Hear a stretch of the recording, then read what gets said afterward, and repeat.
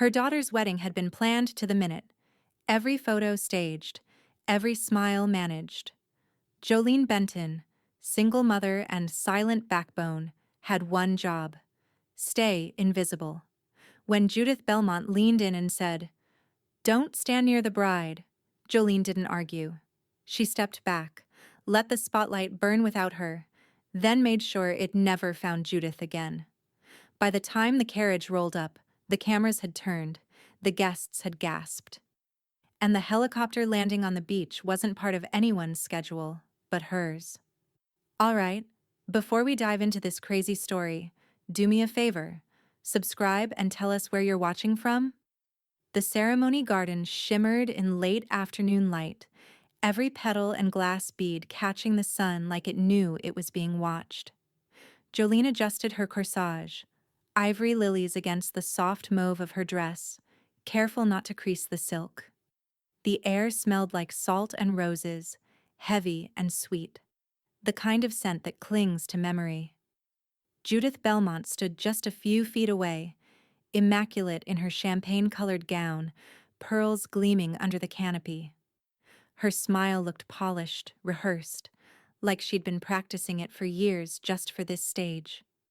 Jolene felt the sting of her gaze before the words even landed. "Don't stand near the bride," Judith said, her voice low enough to sound polite, but sharp enough to draw blood. Jolene blinked once, her fingers pausing mid-adjustment. The music hadn't started yet. Guests were still finding their seats, sipping champagne. But in that single moment, the sound around her seemed to mute, like the ocean itself had gone still. Ava turned her head, eyes wide beneath the weight of the veil. Her lips parted as if to say something, then hesitated. She looked trapped, tool and tradition holding her in place between two worlds that refused to blend. Jolene saw the conflict ripple through her daughter's posture: love for her mother, loyalty to her new in-laws, and the quiet dread of causing a scene before the first note of the wedding march. Guests shifted, pretending not to notice. But whispers rose anyway, tiny threads of curiosity curling through the humid air. Someone coughed to fill the silence. Someone else clinked a glass. No one stepped in. Jolene exhaled through her nose, the movement small but steady. She could feel the heat in her chest, the sharp pulse at her throat. But she didn't raise her voice. She didn't flinch. She just stepped back, heels pressing into the damp grass, creating space that felt both humiliating and deliberate. "Of course," she murmured. Her tone was smooth, even, too calm to be safe. Judith smiled, the kind of smile that hides behind manners. "We'll make sure everything looks perfect for the pictures," she added, smoothing the edge of Ava's veil as if she owned it. Her manicured hand trembled just slightly, though. "Control always costs something." Ava whispered, "Mom?" But the assistant called for the family to take their places. Her voice vanished under the rustle of satin and murmured instructions. Jolene stayed where she was, one step beyond the frame, watching the scene unfold like a guest at her own child's life. She caught her reflection in a window pane. Strong, composed, invisible. The image burned itself into her mind. Cynthia, the wedding planner, drifted by with her clipboard and a look that said more than words ever could.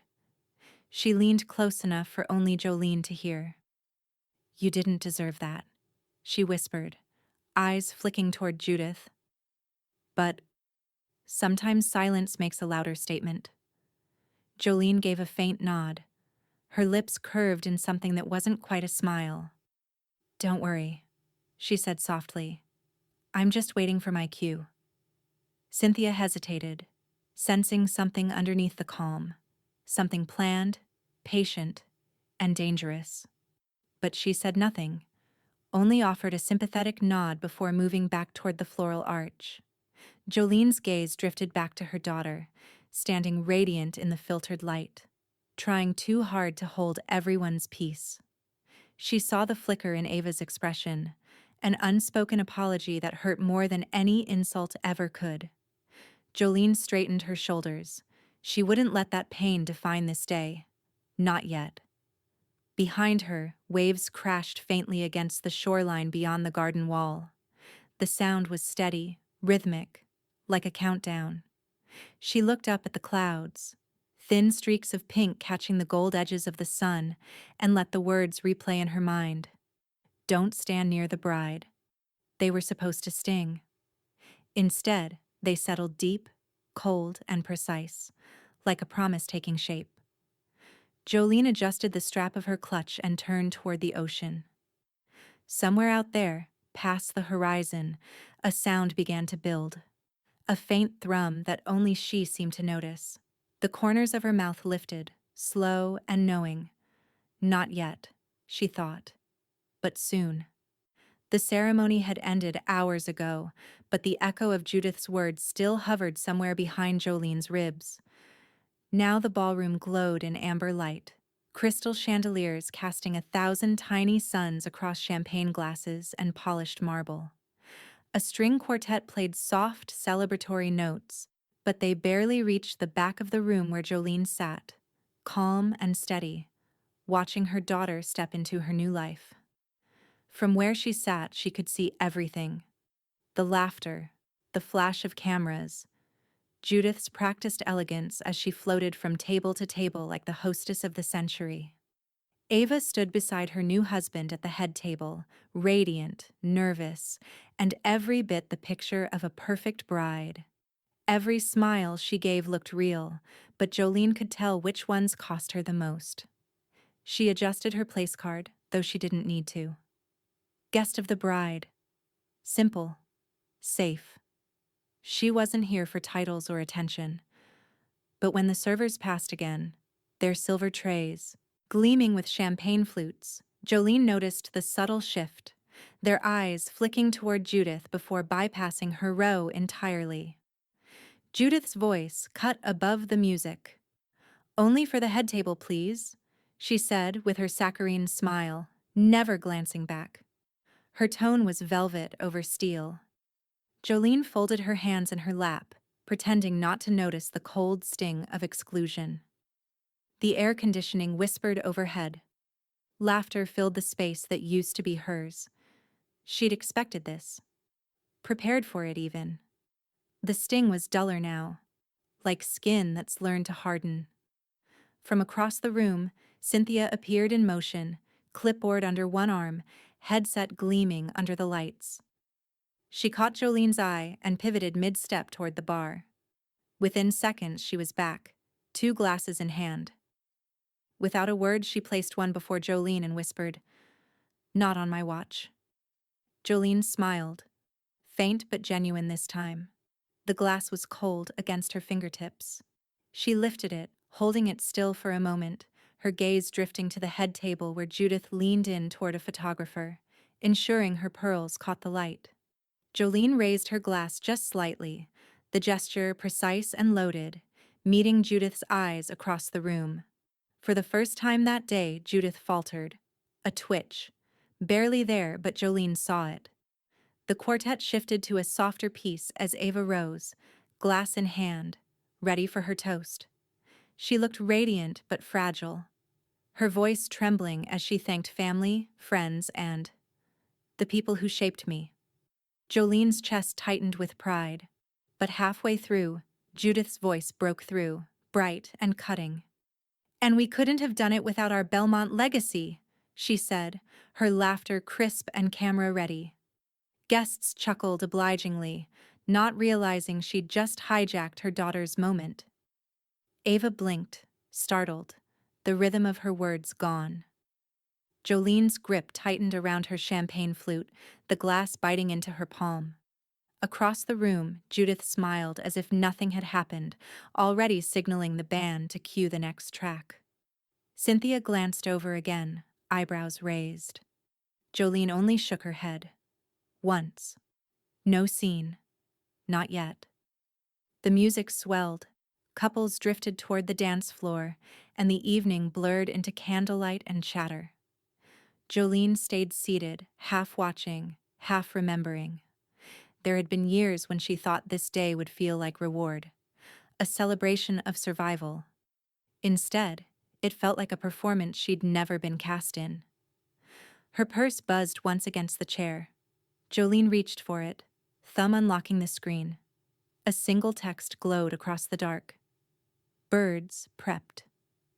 ETA, 11:40 p.m. Her pulse slowed, steady as the tide outside the ballroom walls. The faintest smile traced her lips as she slipped the phone back into her clutch. Cynthia's voice carried faintly through her headset. "Fireworks are set for midnight," she told a server. Jolene caught the phrase and almost laughed. Midnight, she thought. Perfect timing. She rose from her chair, gliding past the mirrored wall and the clusters of guests. Every reflection showed her something Judith couldn't erase: composure, presence, quiet power. She passed Judith without a word, their eyes brushing in a silent, electric moment. Judith's brows lifted as if to say, "You're leaving already?" Jolene's only reply was the faint lift of her chin, the ghost of a smile that could mean anything. At the ballroom doors, she paused for one last glance at the glowing room, the glittering people, her daughter surrounded by flashbulbs and champagne. Then she turned toward the ocean breeze spilling in from the terrace and breathed deep. Salt, roses, anticipation. Outside, the night stretched wide and waiting.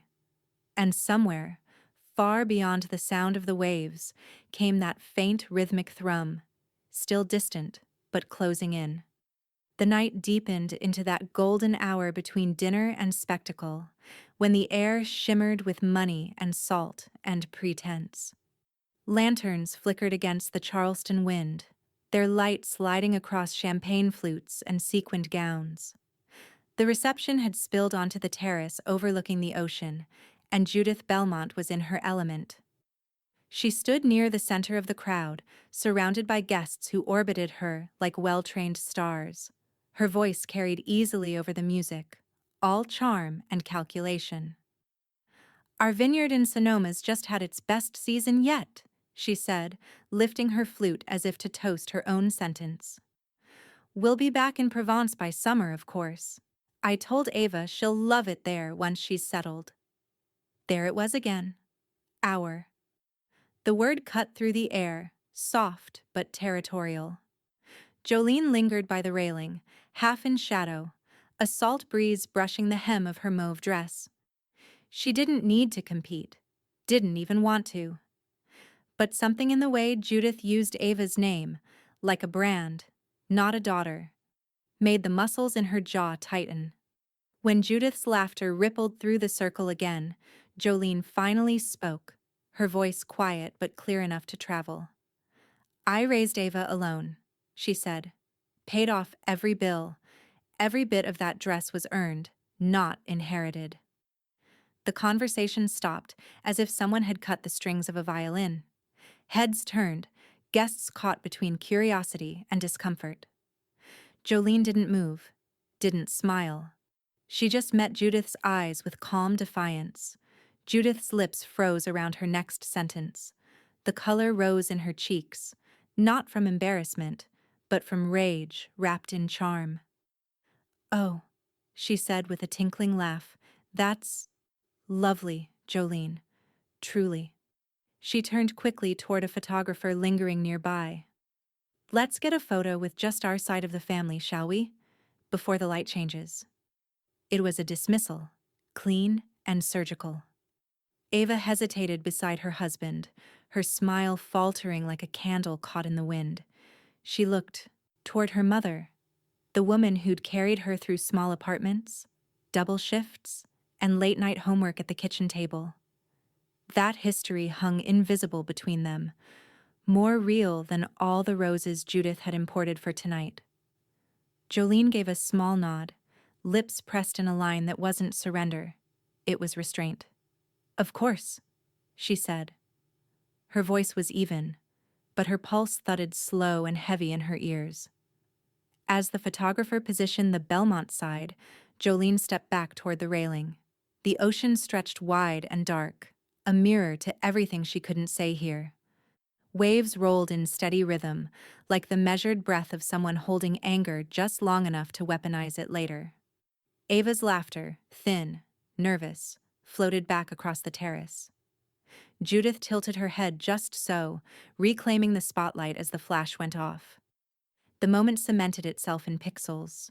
Ava between two worlds, one polished and hollow, the other standing just outside the frame. Jolene turned away, her heels clicking softly against the stone tiles. The sound felt like punctuation. Every step said what words couldn't. Cynthia appeared from the shadows near the bar, her headset tilted off one ear, a champagne flute balanced effortlessly in her hand. "You handled that like a professional," she murmured, falling into step beside Jolene. "I half expected fireworks." Jolene exhaled a quiet laugh. "Not my kind of fireworks." Cynthia's eyes narrowed with amusement and curiosity. "So what's your kind?" Jolene paused by the edge of the terrace, the ocean breeze tugging at a loose strand of her hair. She turned her gaze toward the dark horizon, where the waves blurred into sky and night. "The kind they don't see coming," she said. Cynthia studied her for a long beat, something sharp flickering behind her professional calm. "Then I suppose I should stay tuned," she said, half smiling. Jolene didn't answer. She just looked out toward the water, where a faint light pulsed in the distance. Steady, rhythmic, familiar. Not close enough to hear yet, but close enough to promise. The reception had thinned into that easy rhythm between courses and chaos. Music low, lights softer, the crowd drunk on champagne and illusion. Jolene sat near the edge of the ballroom beneath a chandelier that hummed faintly with heat. Someone had left a stack of the evening's glossy programs on the table beside her, gold embossed and heavy as if weight equaled worth. She opened one, scanning the names: the Belmont family, the bridal party, special acknowledgments. Her eyes moved down the neat columns, slow and careful. Judith's name appeared 5 times, Ava's 3. Her own, none. The paper smelled faintly of ink and perfume, the kind of scent that makes lies smell expensive. Jolene closed the booklet, thumb pressed against the edge until it bent. Later, near the dessert table, Ava found her. The bride's updo had loosened in the humid air. A single curl framed her face. "Mom?" she whispered, glancing over her shoulder toward Judith, who was holding court near the piano. "She said the programs were already printed." Jolene looked at her daughter, really looked, at the gilt behind the shimmer of highlighter, at the young woman still learning how to stand between power and peace. She softened. "I didn't come here for credits," she said, pulling Ava into a quick, tight hug. The scent of salt and roses clung to her daughter's veil. "You just enjoy your night." Ava nodded, though her throat worked like she might cry. "I'm sorry," she mouthed, before someone called her name from the dance floor. Jolene let her go, the emptiness between them a quiet ache. From the corner of her eye, she saw Cynthia approaching, clipboard in one hand, tablet in the other. Her expression was controlled, but sympathetic, the look of a woman who'd seen too many social daggers thrown under the guise of celebration. "Quick check-in," Cynthia said, tapping the tablet. "Judith's got the speech slot before the send-off, and looks like no parent speech listed for you." She winced slightly, waiting for the reaction. Jolene leaned over to look at the timeline glowing on the screen. 11:55, Belmont farewell toast. She reached for a pen lying beside Cynthia's folder and circled midnight send-off with calm precision. "That's fine," she said. "I prefer the finale anyway." Cynthia tilted her head, amused. "You're awfully composed for someone being erased." Jolene smiled faintly. "That's because they don't realize I wrote the ending." Music rose behind them, a jazzy cover of something romantic. Judith swept onto the dance floor in a cloud of champagne satin, spinning under the lights like she'd choreographed her own myth. Her laugh carried above the band. "We'll have the perfect farewell moment," she announced to a circle of onlookers. "Can't end a Belmont wedding without one." Applause followed. Always applause. Jolene lifted her champagne flute and watched the bubbles climb the glass. Her reflection glimmered faintly on the surface, composed, still, unreadable. She took a slow sip, savoring the dryness on her tongue. Somewhere behind her, the clock ticked toward 11:30. Cynthia lingered nearby, pretending to check her notes. "You've been staring at that watch all night," she said quietly. "Timing matters," Jolene replied, eyes never leaving the room. "In weddings and exits." Across the floor, Judith dipped gracefully under her husband's arm, smiling for the cameras. Guests clapped as if the whole world existed in that brief, glittering performance. Jolene set her glass down and adjusted the strap of her clutch. Her phone was inside, silent and waiting. The faintest vibration earlier, just one, had told her everything she needed to know. The helicopter would hit the coastline in less than an hour. She looked once more at Judith spinning beneath the chandeliers, and for the first time that night, Jolene smiled fully, cool, certain, victorious in advance. The clock struck 11:55. Somewhere behind the ballroom's gilded doors, the ocean murmured against the Charleston shoreline, the tide shifting as if it, too, sensed what was coming. On the patio, Judith Belmont gleamed like a polished diamond beneath the strings of lanterns.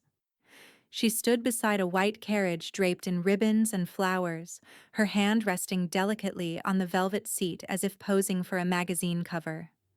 "It's the perfect send-off," she told anyone within earshot, her voice carrying over the night air. "Classic, elegant, timeless." Guests gathered in a semicircle, clapping politely, their cheers muffled by the faint breeze. The carriage horses shuffled, flicking their tails in the heat. Judith adjusted her pearl bracelet, ensuring the cameras caught the gesture. She glanced toward the ballroom doors, clearly expecting the bride and groom any second. But not everyone was looking at her. Movement rippled near the shoreline, a flicker of motion in the darkness beyond the manicured lawn. One of the guests, a teenager with a phone perpetually in hand, squinted toward the horizon. "Is that a light out there?" he asked. Judith ignored him, tossing her curls and lifting her champagne glass. "Everyone ready?" she trilled. "The couple will join us any moment for the farewell photos." Jolene was already gone. She'd slipped through the side gate moments earlier, heels sinking into soft sand, the sound of the party fading behind her. The ocean air was cool now, laced with salt and promise. She moved with deliberate calm, her mauve dress fluttering against her legs as she descended the path lit faintly by lantern glow. At the edge of the beach, she paused and looked up. The horizon had begun to hum. A deep, resonant thrum rolled across the water, faint but growing, like thunder preparing to announce itself. Wind tugged at her hair. The smell of jet fuel threaded through the salt air, barely perceptible, but thrillingly familiar. Behind her, laughter still spilled from the terrace, Judith's voice distinct, bright, brittle. Jolene took one slow breath, steadying herself against the wind. Right on time. The thrum became a roar. Heads turned. Guests murmured. A woman pointed skyward, her pearls flashing in the floodlight that suddenly split open the night. Helicopter blades cut through the dark like a heartbeat made of steel. The waves whipped white beneath it, wind tearing at tablecloths and floral arches. "Is that?" someone shouted. Judith's smile froze. The carriage ribbons snapped against the gust, petals scattering like confetti ripped from their stems. Her champagne sloshed over the rim of her glass. The helicopter's spotlight locked on the shoreline, bright enough to illuminate the sand like a stage. The pilot maneuvered low and steady, precise, practiced. Jolene raised a hand, shielding her eyes against the spray. Her lips curved into the faintest smile as the aircraft hovered a few feet above the beach. Rick's face was visible through the glass, focused, confident. He gave her a crisp nod. The downdraft whipped her hair and sent her skirt swirling, silk and salt water twisting together in the air. The sound of it, pure chaos and power, drowned out Judith's voice completely. Cynthia appeared at the terrace railing, headset tilted, the corner of her mouth breaking into a stunned grin. "Mom?" Ava's voice carried faintly through the noise, caught between awe and disbelief. Jolene stepped forward, sand shifting beneath her heels. The rotor wash pressed against her, fierce and alive. She lifted her hand toward the cabin, and Rick leaned out just enough to meet her halfway. His grip was firm, steady. One step, two. Jolene climbed into the helicopter like it was a throne. Her dress billowed in the roaring wind, mauve fabric and moonlight merging until she looked less like a guest sneaking away and more like a storm made human. She settled into the seat, hair whipping across her face, and exhaled once, sharp and clean, the sound of release. As the helicopter lifted, she glanced down at the shrinking lights of the wedding below. Judith stood motionless beside her ribboned carriage, veil fragments and rose petals swirling at her feet. Her face tilted up, jaw tight, the picture of disbelief. For the first time all night, no one was clapping for her. Jolene turned toward the cockpit window. The reflection staring back wasn't invisible anymore. It was illuminated, unstoppable, free. The helicopter banked left over the shoreline, slicing through the air like a signature on the sky. The sound hit first, a rolling, guttural thunder that made champagne flutes tremble on their stems. Then came the wind, sweeping through the ballroom doors and scattering rose petals across the marble like a warning. Guests poured out of the terrace, their laughter dissolving into shouts and disbelief. Phones shot into the air. Every lens, every set of wide Charleston eyes turned toward the shoreline where the sand erupted under the wash of the helicopter's blades. "Is that... someone's leaving?" a guest gasped, clutching his drink. The string quartet had stopped mid-song. The horses, still tethered to Judith's carriage, stomped and reared against the reins. The bride's veil, light as smoke, snapped and twisted in the gale. And there, framed by the ocean's glow and the mechanical halo of floodlights, was Jolene. She stood with one hand on the open cabin door, hair whipping in the wind, mauve silk streaming behind her like the tail of a comet. She wasn't smiling, not quite, but her calm presence, the steadiness in her posture, commanded more awe than any toast or speech could have. Judith's mouth fell open, words dying on her tongue. She stood frozen at the edge of the terrace, veil caught around her shoulder, champagne dripping from her fingers. It was as if the world had flipped its spotlight, and she didn't know how to exist without it. Ava's laugh cut through the chaos, bright and disbelieving. She kicked off her heels, grabbed a fistful of her gown, and ran down the path toward the beach. "Mom, are you serious?" she shouted over the noise, half laughing, half crying. Jolene's expression softened instantly. She leaned out from the cabin, extending a hand through the roar of wind and light. "You want a better view of your own wedding?" Ava hesitated for a split second, then grinned. The same grin she used to give when Jolene dared her to jump into cold lake water as a kid. She reached up, fingers catching her mother's. Rick steadied the helicopter just enough for the moment to hold. Gasps rippled through the crowd. Some clapped, others filmed, disbelief giving way to exhilaration. The air smelled like salt, roses, and adrenaline. Behind them, Judith's control cracked in real time. "Ava!" she shrieked, her voice snatched by the wind. "Get back here!" But her words scattered into the night, meaningless against the drum of rotor blades. Cynthia stood at the edge of the terrace, phone lifted.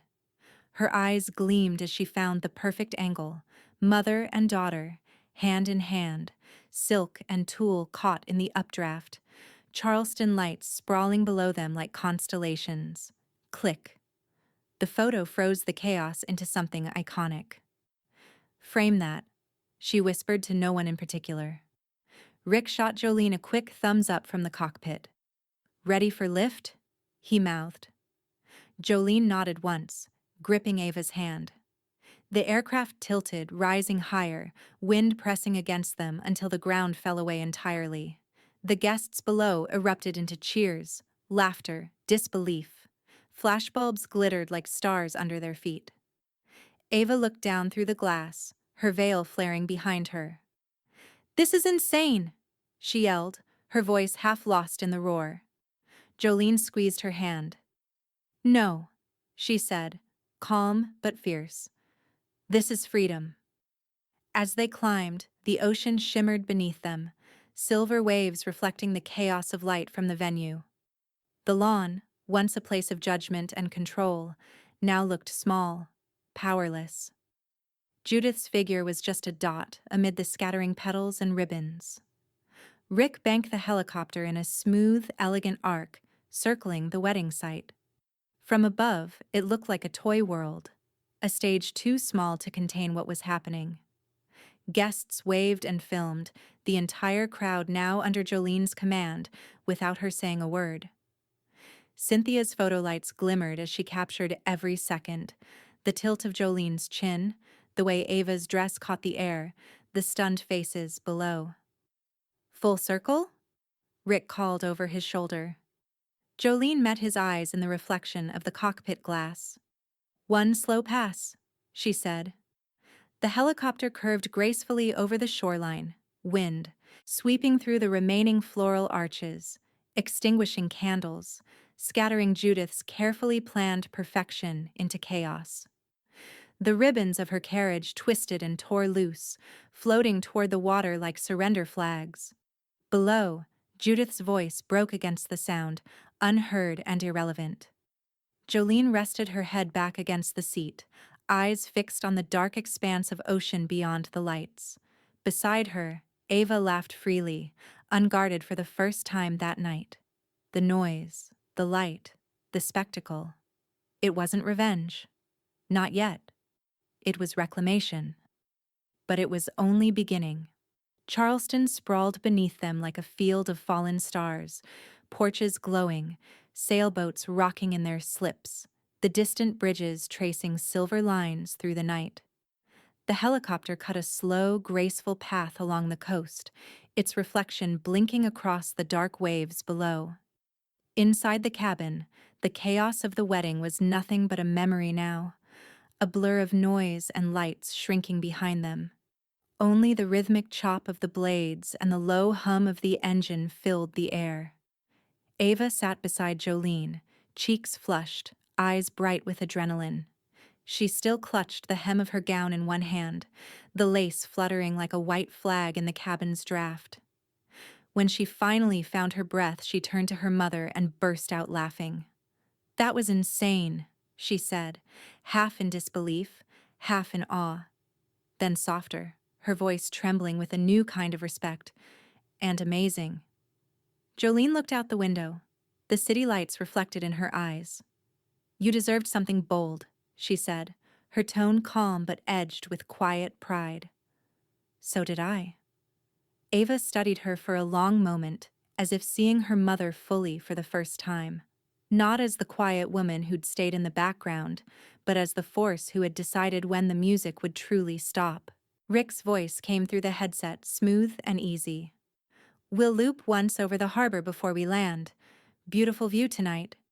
He angled the chopper slightly, dipping toward the shoreline. The reflection of the rotors danced on the surface of the ocean, slicing ribbons of light through the waves. Jolene leaned forward, watching the city drift below, wedding tents shrinking to pinpricks, the terrace now just a patch of gold. On that terrace, Judith Belmont's voice was still cutting through the night, sharp and useless. She paced barefoot across the lawn, her gown torn, shouting orders to staff who'd already given up listening. The wind swallowed her words and carried them out to sea.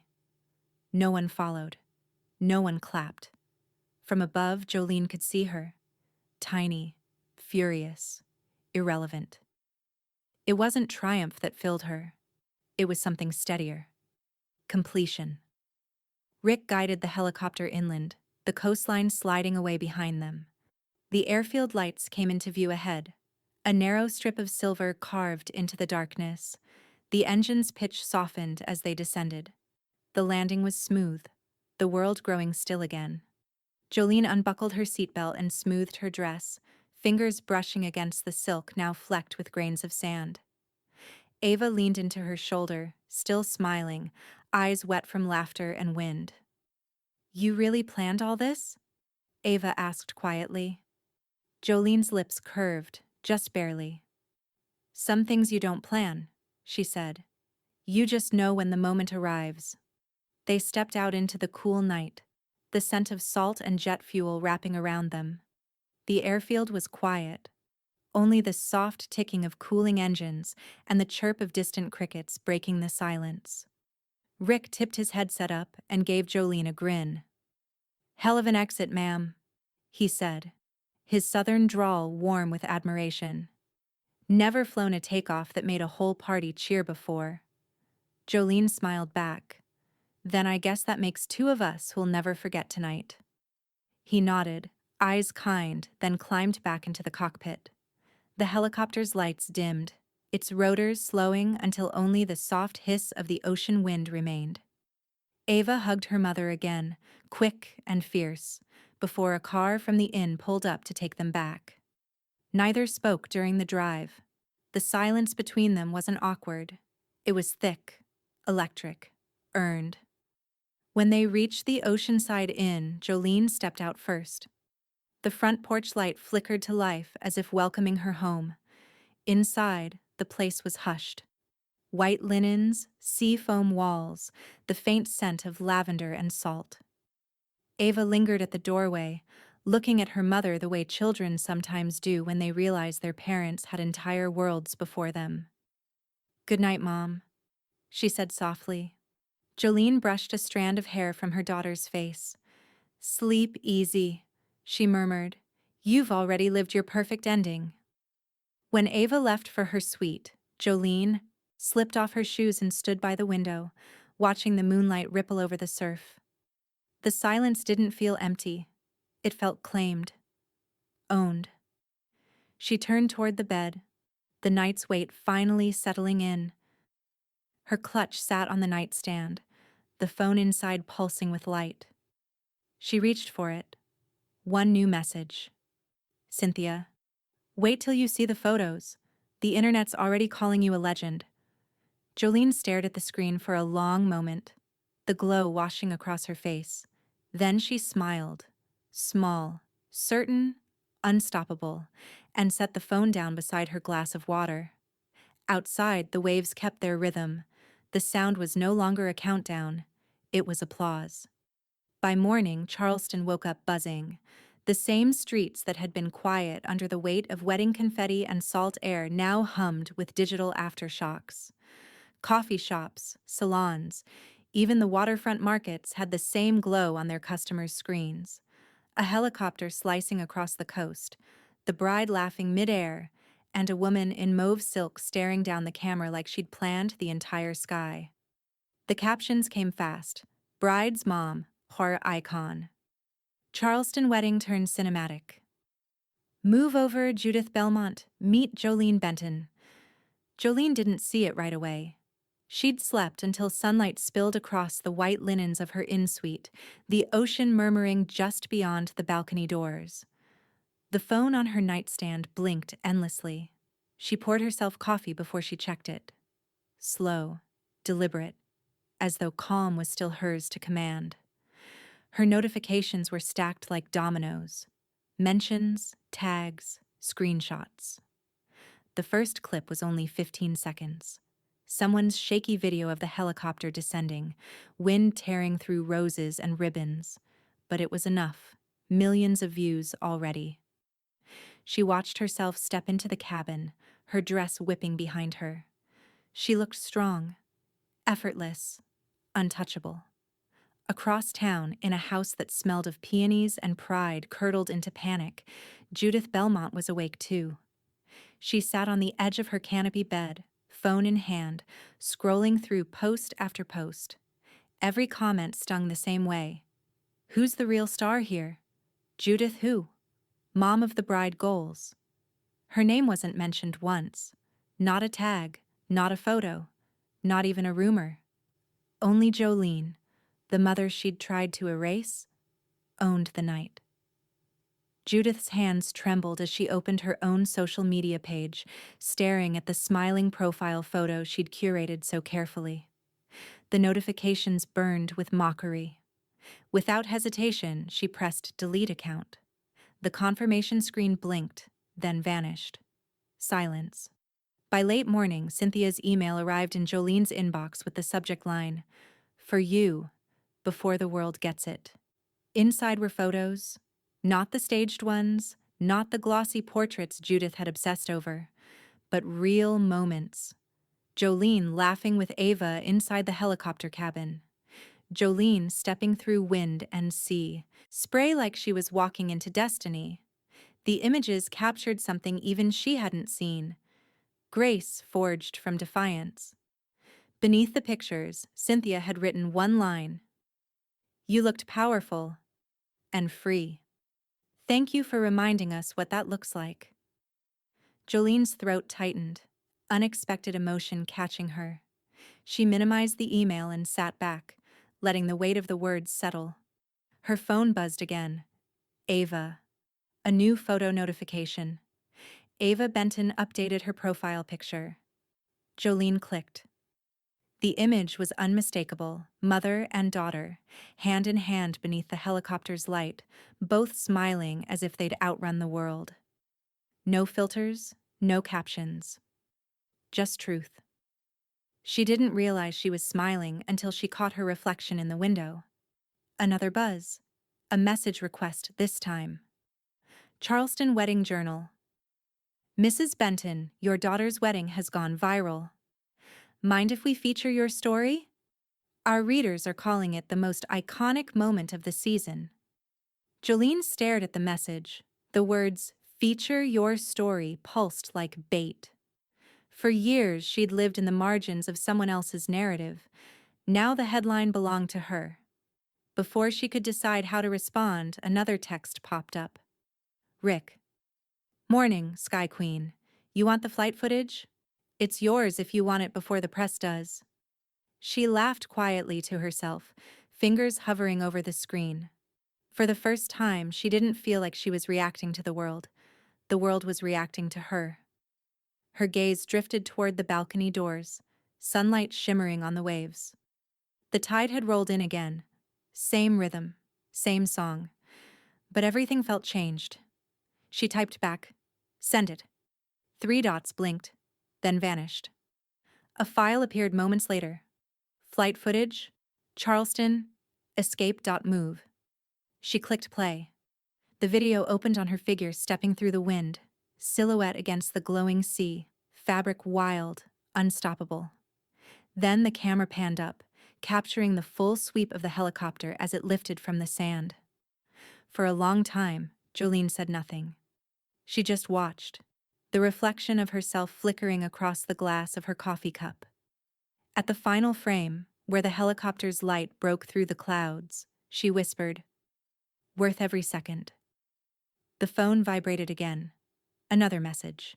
This one from an unknown number. Unknown. "You've got the whole city talking, Jolene. Let's discuss opportunities. Call me today." She locked the screen, set the phone down, and leaned back in her chair, eyes tracing the waves. The sound of the ocean wasn't applause this time. It was anticipation. By Monday morning, Charleston belonged to Jolene Benton. Rick had posted the aerial video just after sunrise. No captions, no hashtags, just the raw footage. By the time the first commuters ordered coffee on King Street, it had already passed 20,000 views. By noon, it was everywhere. The clip opened with the whirring blades slicing through the twilight, then panned down to the beachfront wedding below. Jolene's mauve dress caught the wind, flaring like a flag of victory. Ava's laughter carried through the sound, bright and unstoppable. Rick's steady hand captured it all, the impossible timing, the sheer cinematic defiance of it. Jolene didn't even know he'd uploaded it until her phone buzzed 3 times before breakfast. Ava. Mom, you've seen this, right? Rick. Didn't think it'd blow up this fast. Sorry. Kind of. Cynthia. Call me before you open the Post and Courier. Jolene blinked at the messages, her coffee halfway to her lips. The morning sun bled across her balcony, spilling gold over the railing. She scrolled to the video and pressed play again, watching herself from an angle she hadn't imagined. The woman she used to be receding, the woman she'd become taking her place. Ava's call came through before the clip even ended. Mom, she said, half laughing, half stunned. You're officially internet famous. Like, news outlets famous. Everyone's talking about it. You're the most graceful mic drop Charleston's ever seen. Jolene smiled, tracing the rim of her cup. Graceful, huh? Viral graceful, Ava said, laughing again. Even Grandma in Florida texted me, asking if I knew you. Jolene chuckled softly. Tell her I've been around. She hung up, still smiling when the next alert flashed across her phone. A headline from the Charleston Gazette. Mother of the bride redefines the exit. Below it was a still shot from Rick's footage. Jolene stepping into the helicopter, the ocean behind her, hair caught in motion. The article itself painted the moment like legend, a symbolic reclaiming, a story of elegance and rebellion. It didn't name Judith once, but Judith wasn't about to disappear quietly. By midday, a rival lifestyle blog ran a short quote from her. It was all part of the evening plan. We wanted something memorable for our guests. The lie landed like a weak echo, loud but hollow. Cynthia's response arrived less than an hour later, her statement printed directly beneath Judith's quote. Correction. The helicopter exit was arranged independently by Mrs. Benton. It was her idea, her timing, her flight. The paper ran both comments side by side, and the contrast said everything. One woman trying to rewrite the story, another who didn't have to. Jolene read the piece twice, then set the paper down, her pulse steady and light. She didn't feel the thrill she'd expected. What she felt instead was weightless clarity, the kind that comes when truth does all the talking for you. Ava stopped by that evening, still riding the wave of attention. Mom, did you see the Gazette thing? They called you the woman who redefined the mother of the bride role. Jolene tilted her head. Guess there are worse legacies. Ava's grin softened into something tender. You were the real story all along. Jolene looked out at the horizon, where the sunset burned over the water like molten glass. She reached for her daughter's hand, squeezing once, wordless but sure. Behind them, the television on mute played a clip from a talk show. On the ticker at the bottom of the screen, Helicopter Mom Trend? The viral wedding exit taking over social media. Ava noticed it first. They're already imitating you, she said. Jolene smiled faintly. Let them try. Her phone buzzed again. A new message from a familiar number she hadn't heard from since the night of the wedding. Rick. Paper wants to interview the pilot. They're calling you Charleston's Maverick Mom. You okay if I say yes? Jolene stared at the words. Her reflection ghosted in the glass of her window. The sun was nearly gone now, the sky a deep bruised violet. She typed back slowly. Say whatever you want. Just keep flying. Outside, the first stars flickered to life, tiny, persistent things refusing to fade, and somewhere downtown, Judith Belmont stared at the same sky, realizing that no headline, no quote, no rewrite would ever bring her name back into the light. By Friday, Charleston's gossip circles had crowned a new queen and quietly buried an old one. The news traveled in whispers first. Judith Belmont, the grande dame of Charleston's social calendar, had been disinvited from the Society Garden brunch. The email went out politely, wrapped in courtesy. Due to limited seating, we're prioritizing this year's honorees. But everyone in the network understood what it really meant. The same morning, Jolene's inbox told a very different story. Subject lines bloomed across her phone like wildflowers. We'd be honored to have you at our Women of Charleston luncheon. Feature request: The Power of Reinvention.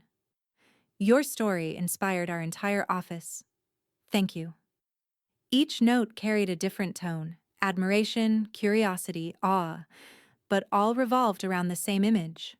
The woman in mauve, rising from the beach like she'd rewritten the definition of grace. Jolene read a few, then closed her laptop with quiet amusement.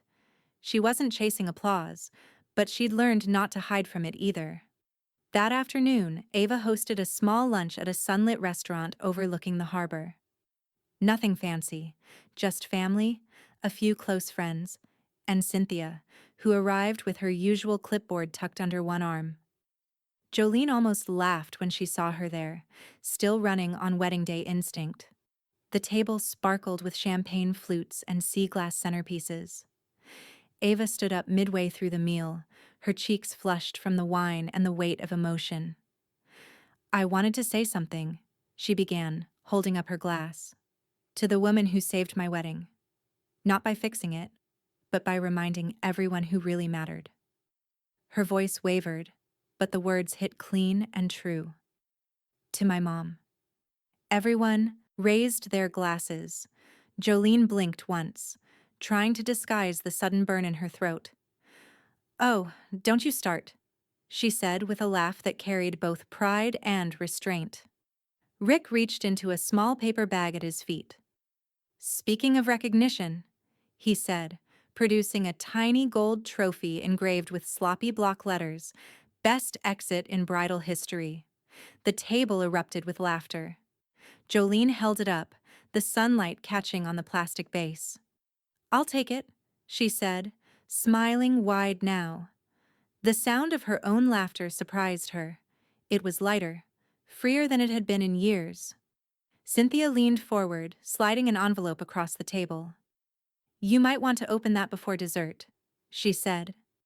Inside was a letter printed on thick cream paper, embossed with an unfamiliar logo.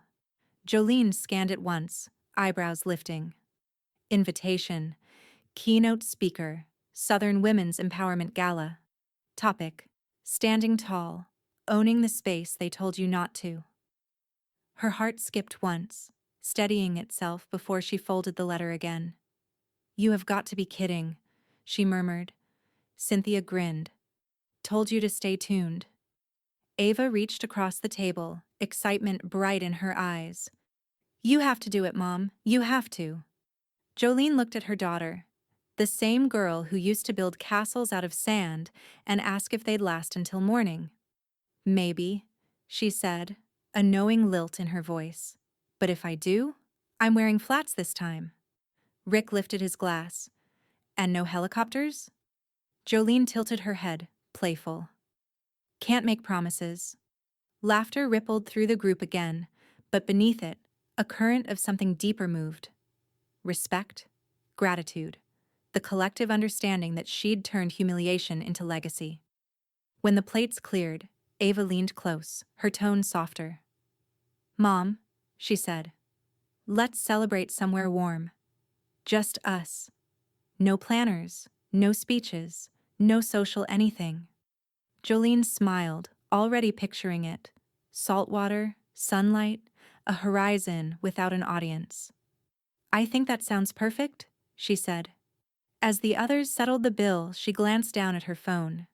Dozens of unread messages blinked, offers, interviews, requests. But one notification stood apart, marked unread since morning. Unknown number. "Congratulations, Mrs. Benton. We should meet in person. I represent a network interested in your story." Jolene's reflection shimmered faintly on the phone's glass. She didn't open it. Not yet. Instead, she slipped the device into her bag, lifted her glass, and looked out toward the Charleston horizon, golden, endless, alive. "Let them wait," she said softly, half to herself. "I've waited long enough." The ballroom at the Charleston Women's Empowerment Gala shimmered in soft gold light, every seat filled, every face turned toward the stage. A banner stretched behind the podium, the words, "Standing tall." Owning the space they told you not to arcing in. Elegant script. Jolene Benton stood at the center of it all, calm, grounded, the microphone a mere prop compared to the steady power in her voice. The mauve dress was gone. Tonight, she wore midnight blue, simple, tailored, commanding. The kind of color that doesn't need to announce itself. "I used to think silence was strength," she said, her voice carrying through the hush, "that keeping the peace meant keeping my dignity. But I learned something else that night. Sometimes peace is just the name we give fear." A murmur rippled through the audience, not shock, but recognition. Women nodded. Some clutched their hands together. The air felt charged. Jolene glanced toward the front row. Ava sat there, eyes shining, hands clasped in her lap. Cynthia was beside her, smiling with that knowing, quiet pride of someone who'd seen the blueprint before the world ever did. Rick stood in the back, near the doors, a coffee cup in hand and that same easy grin he'd worn in the cockpit. "I didn't plan to make a scene," Jolene continued, "but that night, I realized I'd been invisible at too many tables, in too many rooms, for too many years. I didn't need to be invited to the center. I just needed to stop apologizing for standing at the edge." Her voice didn't shake. It rose, measured, sure, threaded with the weight of years spent being underestimated. "So when that helicopter landed, it wasn't just an exit. It was me saying, 'I'm done asking permission to exist.'" The room erupted in applause.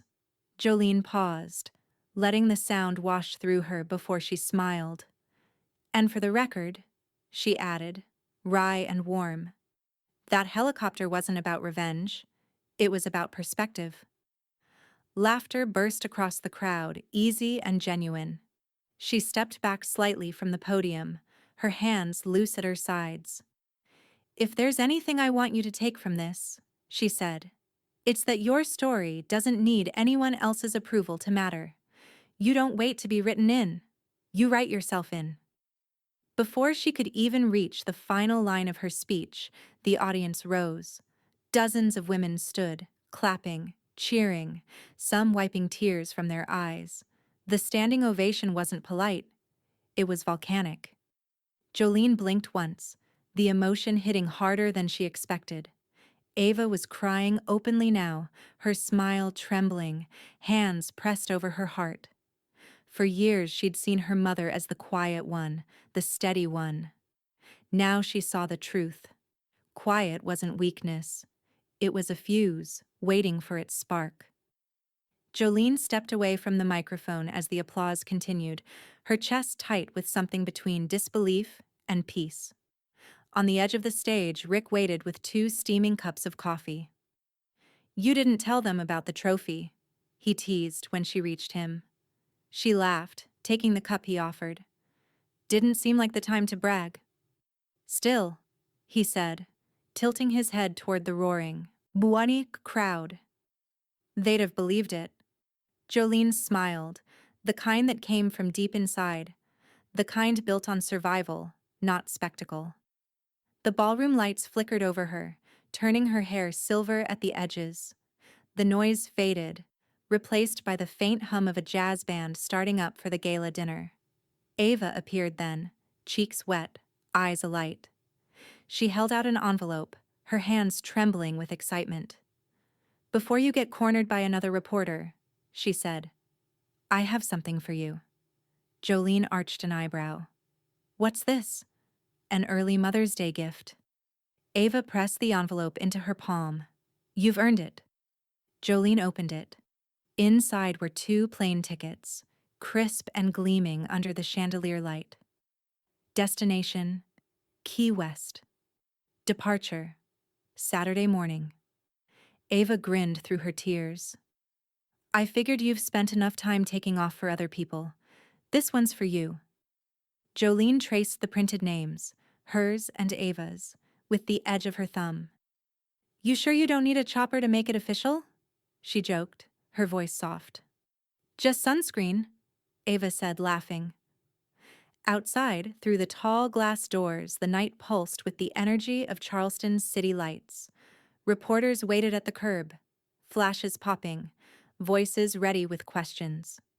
Somewhere across town, Judith Belmont scrolled through her phone, finding nothing but silence where her name used to live. Jolene slipped an arm around her daughter's shoulders. Let's get out of here, she said. They stepped out into the warm coastal air, the scent of magnolia heavy and sweet. Cameras clicked, questions flew. But Jolene didn't stop. For once, she didn't need to say a word. The story was already writing itself. The air in Key West carried a different kind of heat, softer, forgiving. The kind that didn't ask for performance, only presence. Jolene leaned back in her lounge chair, wide-brimmed hat tilted just enough to shade her eyes. Beside her, Ava was sipping a bright pink drink through a paper straw, her laughter spilling easily into the breeze. Between them sat a small wooden table holding 2 sweating glasses and a bowl of lime wedges. For the first time in a long while, Jolene wasn't waiting for her phone to buzz, for an email to arrive, or for the next headline to twist her name into something new. Her inbox could overflow back home if it wanted. The world could wait. Promise me you'll at least taste this, Ava said, holding out her drink. It's called a sunset whisper. Jolene raised an eyebrow but took a cautious sip. The sweetness hit first, then the rum, smooth and sly beneath it. Tastes like trouble, she said, setting it down. Ava grinned. Exactly. Beyond them, the ocean stretched wide and calm, turquoise fading into deeper blue. A handful of tourists splashed near the shallows, their laughter faint and harmless. For once, Jolene wasn't the one being watched. She was just another woman on a beach, anonymous in sunglasses and contentment. That afternoon, they snorkeled along a coral reef where the water shimmered with schools of silver fish. Jolene couldn't remember the last time she'd laughed so freely underwater. Half gasping through her snorkel as Ava pointed out a sea turtle drifting lazily by. When they surfaced, the salt clung to their hair, their faces shining under the sun. Feels good to disappear, doesn't it? Ava said, floating beside her. Jolene wiped water from her face.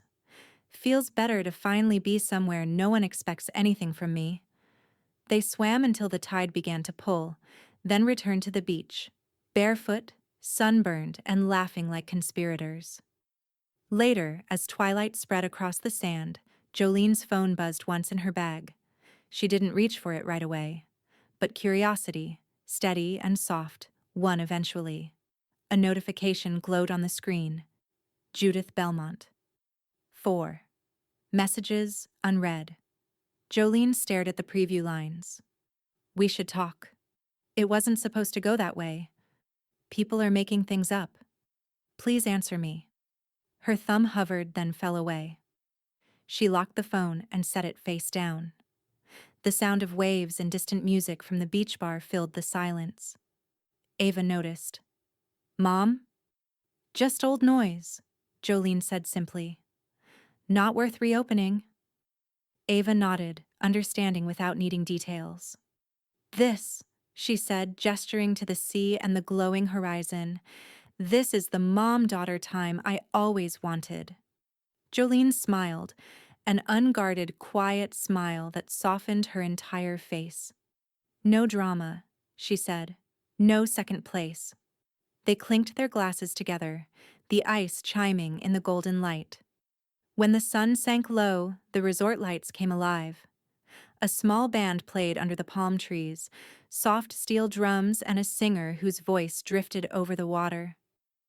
Jolene took Ava's hand and pulled her up from the lounge chair. Oh no, Ava said, laughing. You're not about to dance with me, Jolene said, eyes bright. We've earned it. They kicked off their sandals and stepped into the sand, swaying barefoot beneath the palms. The music carried them, slow and easy, the rhythm syncing with the surf.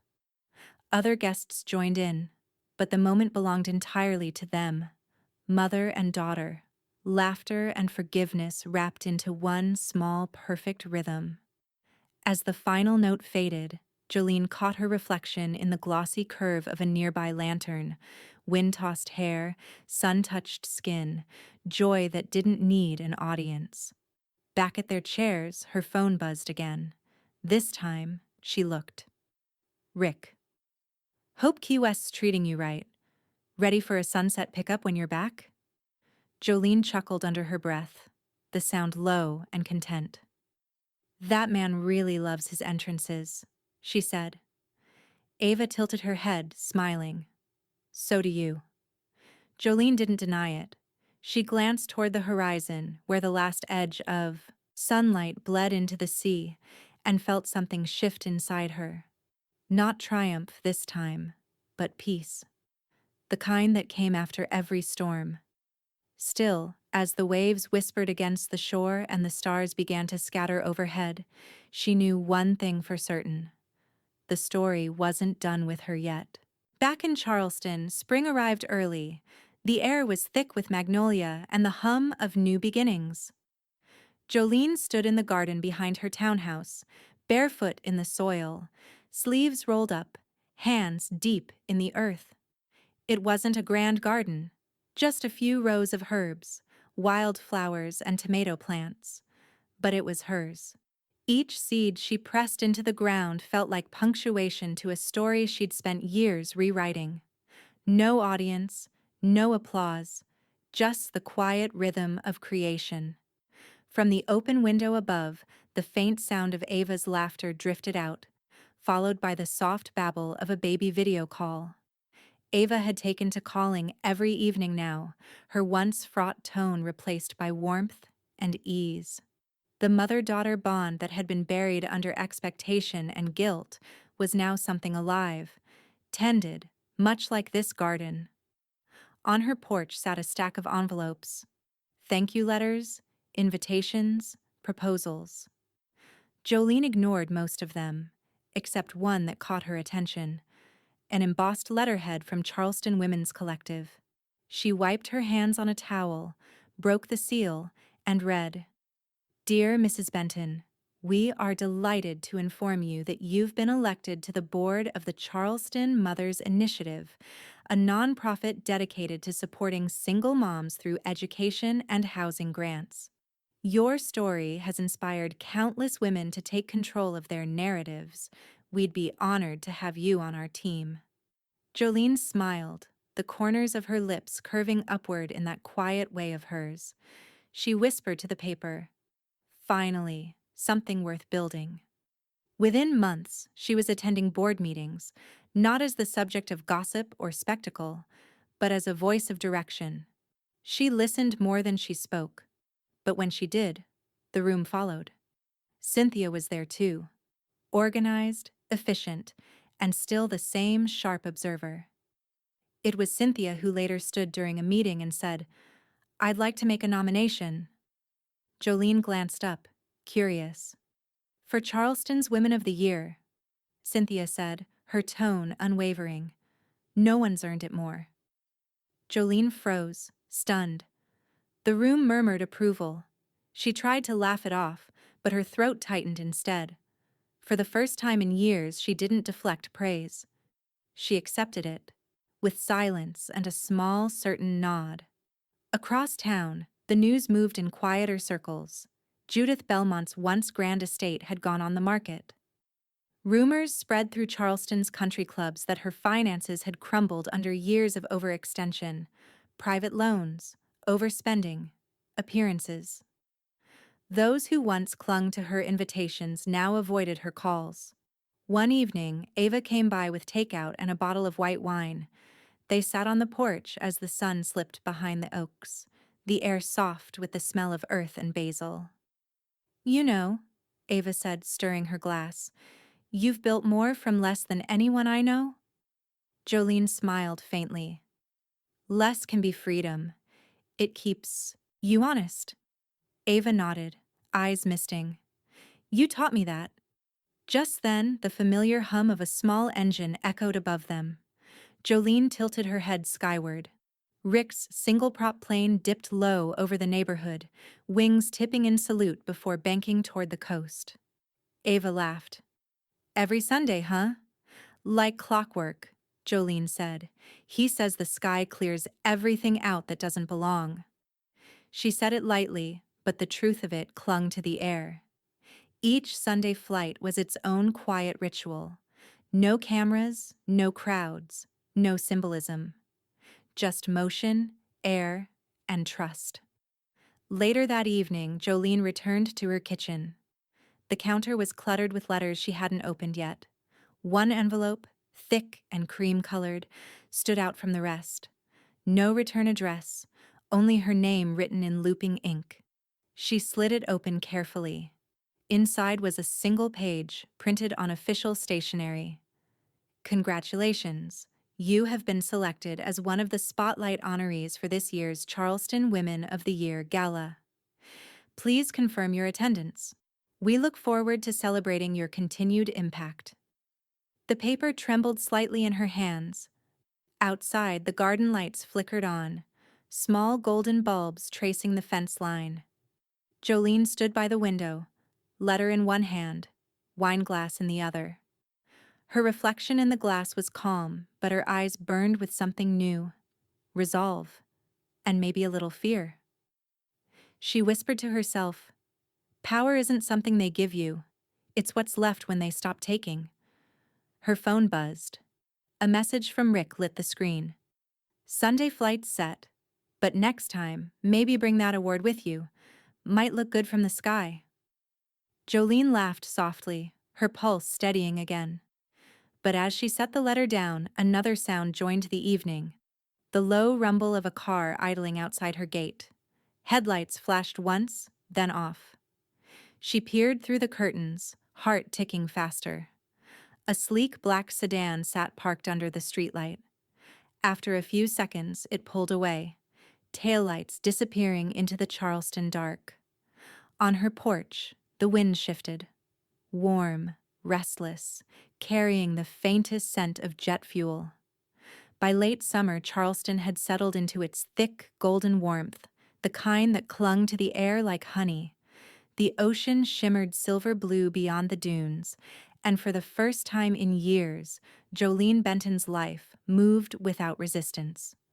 Her new townhouse stood on a quiet beachfront lane, close enough that she could hear the waves when she left her windows cracked at night.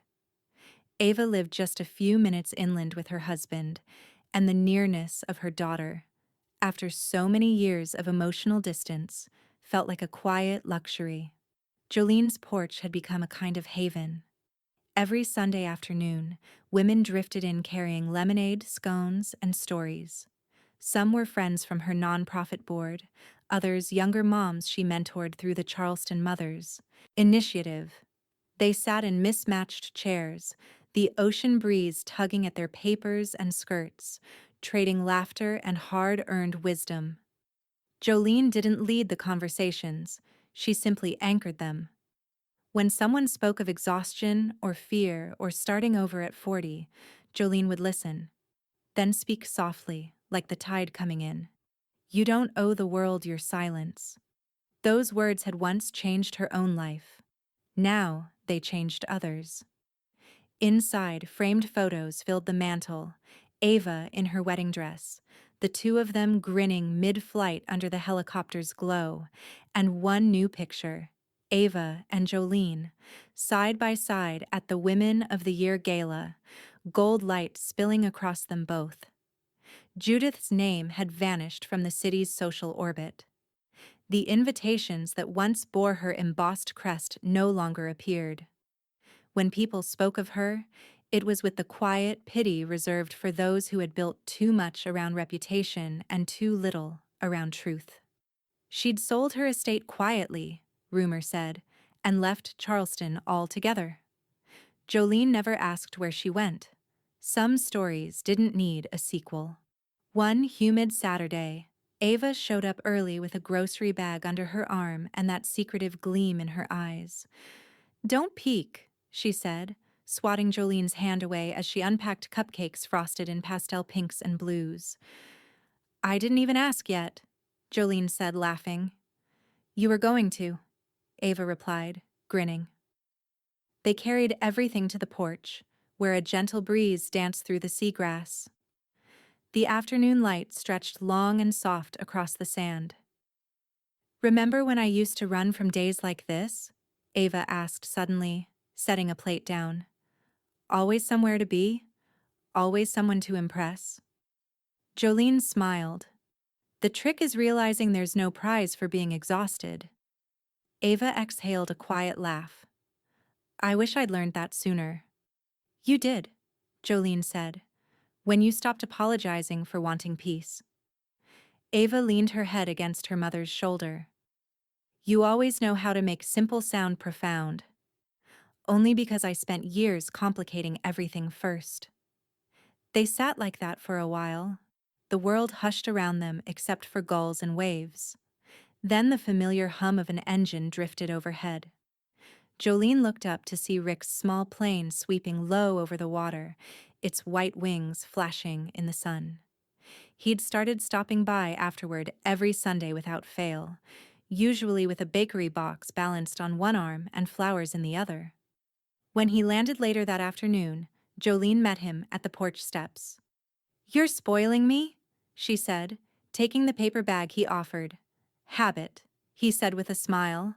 "You make it too easy." He glanced toward the porch, where the group of women had gathered again, laughing over cupcakes and coffee. "Looks like you've built yourself a whole movement out here." "Not a movement," Jolene said. "Just women, refusing to disappear." Rick grinned. "That's the best kind." Later, when the crowd thinned and the porch quieted, Jolene found a small package in her mailbox. A wooden plaque engraved in smooth lettering, "Jolene's Way, for every woman who chose herself." Her breath caught. At the bottom, a signature from the Charleston Mothers Initiative Board. She ran her fingers over the words, tracing the grooves until her vision blurred. Ava appeared behind her, resting a hand on her shoulder. "They got it right," she said softly. "You made a way for all of us." Jolene turned, emotion threading through her smile. "I just stopped stepping aside." Ava's grin widened, playful now. "Good, because you're about to be center stage again." Jolene blinked. "Oh?" Ava held up a pastel invitation, her excitement unmistakable. "Hope you're ready for a baby shower." For a moment the world tilted, waves crashing louder, sunlight sharp as laughter. Jolene's heart filled with something that was too big to name. She looked out toward the sea, wind lifting her hair, and whispered, almost to herself, "Full circle." But as the breeze shifted, she caught sight of something glinting at the edge of her porch railing, a small silver key tied to a plain white card. She frowned, lifting it. The card read, in looping handwriting, "For your next flight, R." The note smelled faintly of jet fuel and salt. Jolene laughed under her breath. But it wasn't amusement this time. It was the sound of possibility returning. The morning of Ava's baby shower arrived wrapped in sunlight and salt air. The ocean beyond Jolene's townhouse was calm, glassy, almost reverent, as if the sea itself remembered what this family had endured to reach peace. The backyard had been transformed overnight into a pastel dream. Linen-draped tables, strings of soft white lights, and vases of hydrangeas swaying in the coastal breeze. Laughter spilled through the open French doors, mingling with the scent of lemon cake and ocean spray. Jolene stood beside her daughter, watching as ribbons and wrapping paper piled into pastel mountains. Every few minutes someone would call Ava's name, and she'd glance at her mother before opening another gift. Their eyes met often, small glances of gratitude, of shared understanding. When Ava lifted a handmade quilt from its box, the crowd oohed softly. "It's from the women at the Mother's Initiative," she said. "They said every stitch carries a story." Jolene smiled, heart full. "They'd say that," she murmured, but her voice trembled with pride. The celebration was loud and warm, full of chatter and champagne flutes clinking. But for Jolene, every second felt almost sacred. The sunlight, the laughter, the baby clothes folded neatly in her daughter's lap. It was all a kind of healing she hadn't realized she'd needed. As the gifts began to overflow onto a nearby table, Ava rose, holding her glass. "Can I say something?" she said, her voice catching the hum of conversation until it silenced the room. She looked around at the friends, family, and neighbors crowding the porch. "I just wanted to thank everyone for being here," she began, then turned toward Jolene, her expression tender and sure. "But mostly, I want to thank my first home, my mom." For a heartbeat, the world went still. "She built everything from scratch," Ava continued, voice steady now. "Every meal, every memory, every ounce of strength I have came from her. When people say mothers give their kids wings, well, mine literally did." The crowd laughed gently, misty-eyed, raising glasses as they turned toward Jolene. She wiped her cheeks, half smiling, unable to hide the tears that spilled anyway. Ava took her hand, squeezing it tight. Rick, standing off to the side with Cynthia and a few board members, cleared his throat and stepped forward. "Speaking of wings," he said, a grin tugging at his mouth. He handed Jolene a small box tied in pale blue ribbon. "Rick," she warned lightly, "if this is plain-shaped jewelry, I'm—" But when she opened it, the air caught in her chest. Inside lay a tiny blue baby blanket, soft as clouds, embroidered with delicate silver thread. Two small wings stretched across one corner.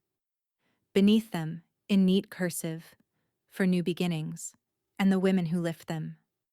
Jolene's vision blurred. "You made this?"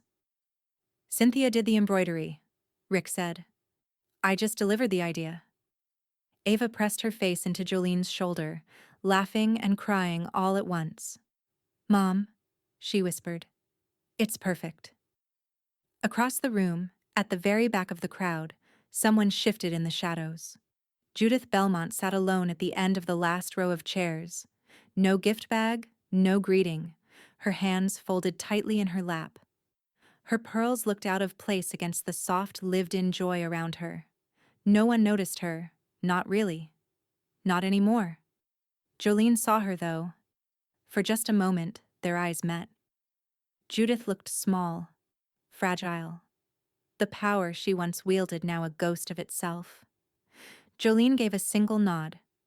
Not forgiveness, not malice, just acknowledgement. Then she turned back to her daughter, the only legacy that mattered. Cameras flashed as Cynthia called everyone together for photos. Ava grabbed her mom's hand again, pulling her front and center. "No sneaking to the side this time," she teased. Jolene laughed, shaking her head. "You remember everything, don't you?" "Every word," Ava said. "And I'm rewriting the ending." As the photographer counted down, Jolene stood tall, shoulders back, chin lifted, eyes bright. Rick stood just behind her, one hand resting lightly on her shoulder. Ava leaned close, the faintest swell of new life between them. The shutter clicked, and the laughter began again. In every photo that afternoon, Jolene wasn't beside the story. She was the story. Later, as guests began to leave and the horizon melted into orange and rose, Ava kissed her mother's cheek. "This is your moment too," she whispered.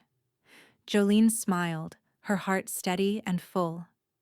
"She said not to stand near the bride," she murmured, her voice soft but sure. "But I'm standing tall in every picture that matters."